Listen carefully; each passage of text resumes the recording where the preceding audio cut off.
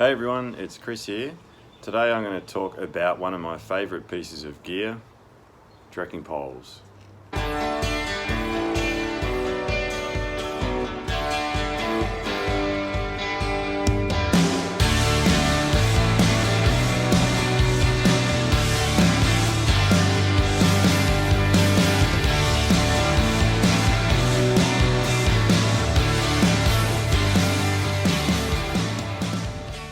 About 18 months ago, I decided to go out and purchase my first pair of trekking poles.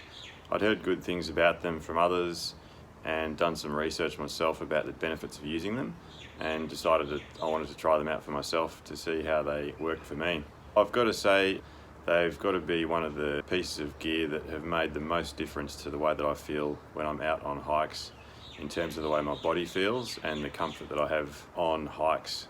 I absolutely love using trekking poles, and I want to just talk to you guys about the experience I've had with them and why I think they're an awesome piece of gear. So when I was out looking to buy trekking poles, I tried a few different ones just with some advice from the guys in the store, and the ones that I ended up settling on were the Masters Sherpa CSS poles. These are an aluminium pole with foam handles, and they have a twist mechanism for extending and collapsing them. So basically they twist and you lock them by twisting them in. They did feel a little bit weird to use when I first started to use them.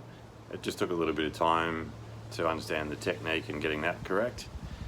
But once I'd been using them for probably even within the first couple of hikes that I did with them, they just started to feel really natural, and yeah, it just felt like second nature to use them after that. So there's two main groups of reasons that I'll talk about as to why I really love using trekking poles. The first group of reasons is really around the physical comfort that they sort of provide me and just how they make my body feel when I'm out hiking. The first of those reasons is just the way that they reduce the physical impact on my body, particularly my legs, knees and ankles, by being able to transfer some of the weight that would normally be fully on your legs into your arms. It actually makes a really huge difference to me, and that's particularly when I'm going up and down hills, particularly steep ones. Going up hills, you're able to just get a bit more drive by using the trekking pole in the ground and giving yourself some more momentum going forward, and helping to actually use your arm to help you push up the hills as well. And coming down, just the reduction of the impact that you have on your knees and ankles just when you're coming down really steep sections, you're able to actually use the trekking poles to effectively lift yourself down and have your arms take quite a bit of the weight rather than your legs taking the full impact of every step. The second reason is just the balance and stability that trekking poles actually provide. I liken it to having an additional pair of legs, and that's really because you've got two additional points of contact on the ground, and it just provides so much more balance and stability when you're walking along, particularly on really uneven or slippery surfaces. There's a number of times where I've actually had my trekking pole save me from taking a complete fall. One of those examples was actually down on the overland track.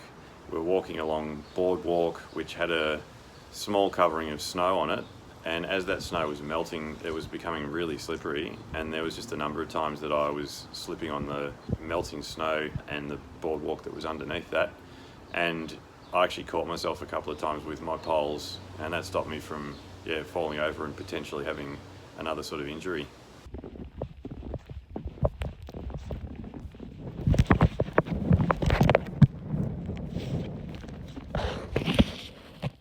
The third reason is just around the power and momentum that you can get from using them. It just really creates a really good sense of rhythm. That's particularly so probably when I'm walking on flat ground, and just the ability up and down hills as well, that just provides you with some additional power through your body. The second group of reasons is really just around the additional functionality that trekking poles provide when I'm out hiking. There's just a number of really good things that they're able to do as a piece of equipment that you're walking along with. The first of those reasons is the way that they can act as a clearing tool for you on the trail. So if you've got areas of trail that are a bit overgrown with brush, or you've got branches hanging over, rather than actually needing to use your hand or just walking straight through those things with your legs, you can actually lift those things out of the way with your poles.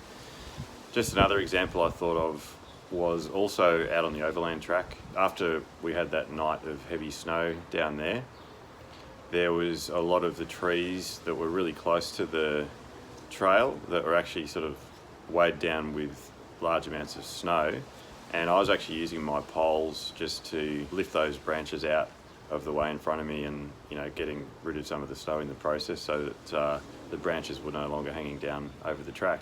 So that was really useful, whereas ordinarily you'd be sort of doing all that work with your hands. And another thing is spider webs. If you're starting out pretty early and you're the first one on the trail for the morning, you're generally going to be walking into some spider webs across the trail, so you can use your trekking poles for the ones that you actually can see at least, so you're not actually walking straight into them with your face. The second thing in that group of reasons is particularly around water crossings. So you're able to use trekking poles as effectively like a measuring stick to see and test the depth of water that you're walking through, whether that's across a smaller creek or potentially a larger river which might be potentially fast flowing, just to get an understanding of what the water depth is and whether it's going to be safe to cross.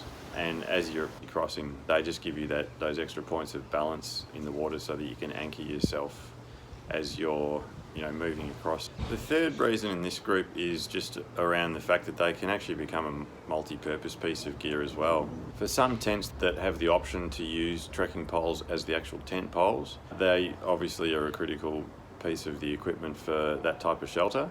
I don't have that type of tent at the moment, but it's definitely something that I'm considering using in the future if I'm looking to reduce the weight of my tent. They can even be potentially used as things like a temporary clothesline if you've got the right kind of forks in trees. We're able to put those between two trees. There's another potential use for them as well. I'm sure that there's a bunch of other uses as well, and if you guys who are already using trekking poles may have used them for some other purpose, it'd be really interesting to hear about that. You can leave a comment below about what else you might have used them for. So I've found that since starting to use trekking poles, it's really just made a big difference to the way my body feels at the end of a day's hiking. It just feels less fatigued and just generally less tired than it would have been if I wasn't using them. So that's just where it's made a huge difference to the enjoyment that I have when I'm out on hikes, just the way my body feels at the end of the day. I occasionally have issues with IT band tightness, and that just causes lateral knee pain. And I've found that since using trekking poles, that's significantly reduced. Using the poles in combination with some stretches that target the IT band specifically, that's just almost eliminated the issues that I have with IT band tightness and the knee pain that was associated with that, so that it's now almost a non-issue for me. There are particular techniques that are the correct ones to use so that you make sure you're getting the most out of using the trekking poles. There's another discussion to be had on that, and there's actually some really good videos online already just about the correct techniques to use, so it's worth going to check some of those out, and I may even look to do one of those videos as well in the future, just on correct trekking pole techniques. Today, what I really wanted to do was just talk about my experience with them and just how much of a benefit they've provided to me in terms of my experience hiking and, as I said before, the way my body feels. And that's why I just think they're such an awesome piece of gear. If you're already using trekking poles, I'm sure I'm probably already preaching to the converted. But for those of you guys who aren't using trekking poles and maybe are looking to go out and buy your first pair, hopefully this video might be helpful in helping you to kind of make a decision on going out and doing that. Certainly my experience with them has been really good, and I definitely wouldn't go back to hiking without them. So I hope you guys found this video helpful. If you got anything out of it, hit the like button and feel free to leave a comment down below. And I look forward to seeing you guys out on the trail next time.